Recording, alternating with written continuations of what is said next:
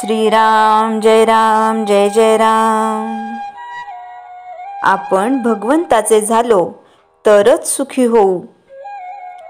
आपल्याला साधायचे काय हे ध्यानात धरले पाहिजे।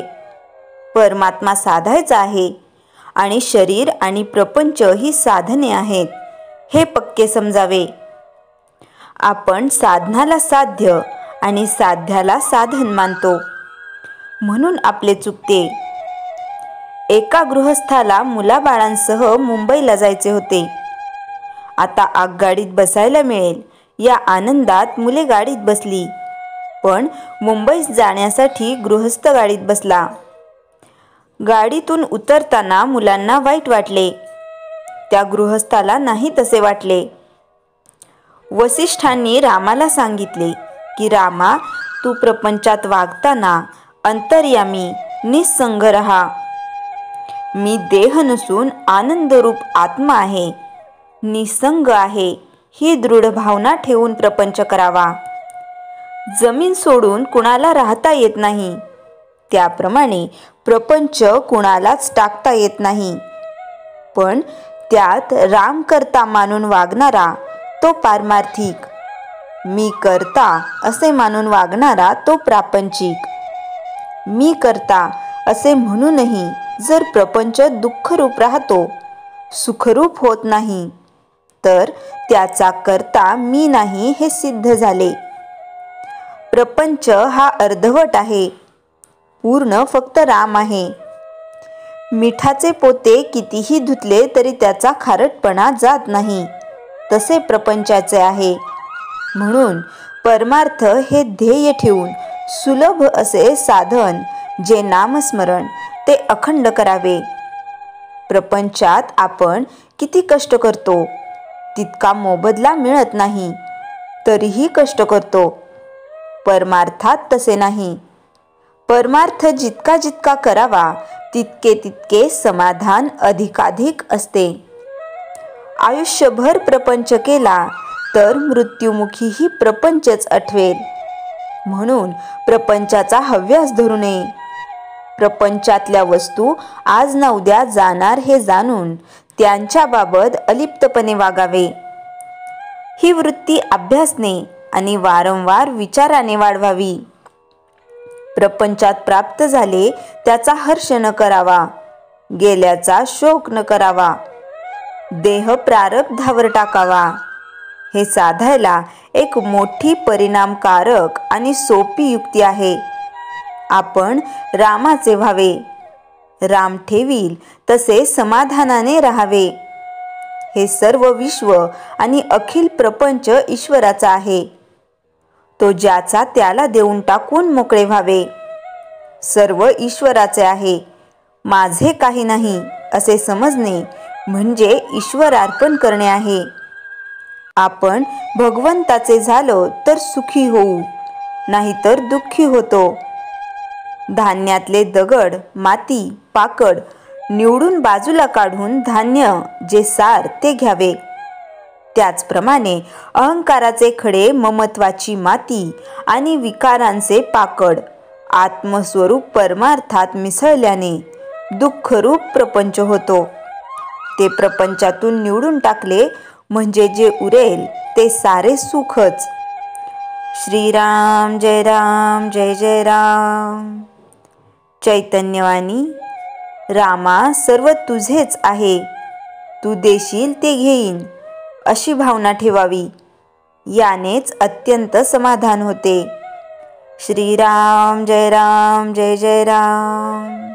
श्री मनाचे श्लोक 68 निरूपण। बळे आगळा राम कोदंडधारी, महाकाळ विक्राळ तोही थरारी। पुढे मानवा किंकरा कोण केवा, प्रभाते मनी राम चिंतित जावा। या श्लोकात श्रीरामांच्या गुणांचे वर्णन आहे। श्रीराम कोदंडधारी आहेत। कोदंड म्हणजे धनुष्य, ते धनुर्धारी आहेत। सीता स्वयंवर असताना अनेक राजांनी शिवधनुष्य उचलण्याचा प्रयत्न केला, पण एका श्रीरामांशिवाय कोणालाही ते धनुष्य उचलू शकले नाही। व त्याचा भंग करू शकले नाही. रावणही ते धनुष्य उचलू शकला नाही. असा श्रीराम बळाने आगळा आहे. काळ म्हणजे मृत्यू, त्याची या जगावर सत्ता चालते. तो काळही श्रीरामांपुढे थरथर कापतो. मग या क्षुद्र मानवाची काय कथा, असा प्रश्न समर्थ विचारतात.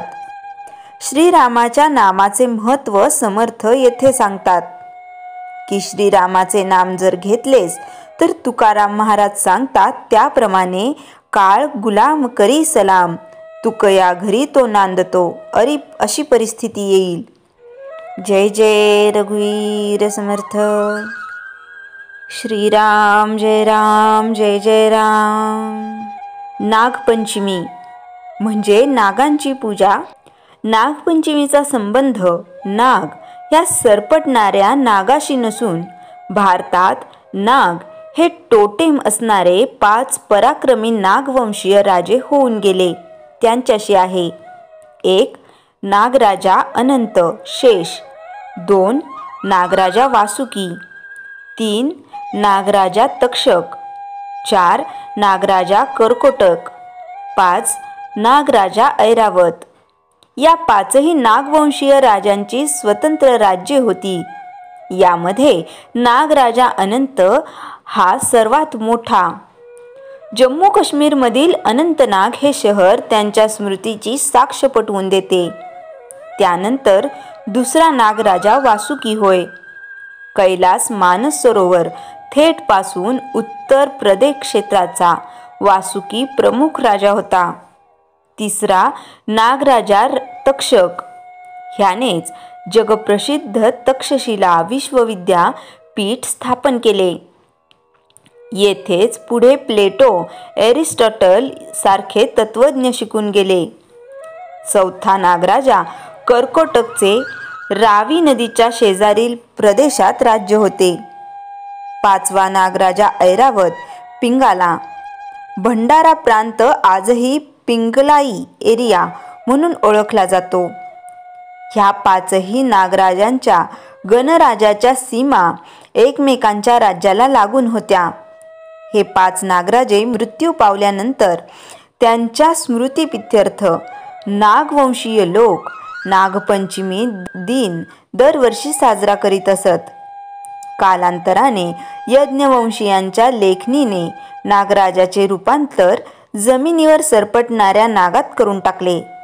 त्याचाच परिणाम म्हणून नागनरसोबा आणि काही पोथ्या प्रसिद्ध झाल्या आणि हा दिवस फक्त सरपटणाऱ्या नागांची पंचमी म्हणून ओळखला जाऊ लागला आणि नागवंशीय राजे लोकांची पंचमी लुप्त झाली.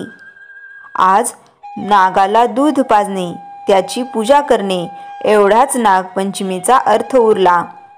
काही समाज आजही घराच्या भिंतींवर 5 नाग काढणे विसरलेला नाही. हे 5 नाग म्हणजेच आपले 5 नागराजे होते. ते जमिनीवर सरपटणारे सर्प नव्हेत. आज जरी नागपंचमी ही सरपटणाऱ्या नागांची म्हणून प्रसिद्धी असली तरी त्याबाबतची ऐतिहासिक वास्तविकता वेगळीच आहे. श्रीराम जय राम जय जय राम. जयाच्या जनी जन्मनामार्थ झाला, जयाने सदा वासनामात केला. जयाच्या मुखी सर्वदा नाम कीर्ती, नमस्कार तया ब्रह्मचैतन्य मूर्ती. श्रीराम जय राम जय जय राम. जानकी जीवन स्मरण जय जय राम.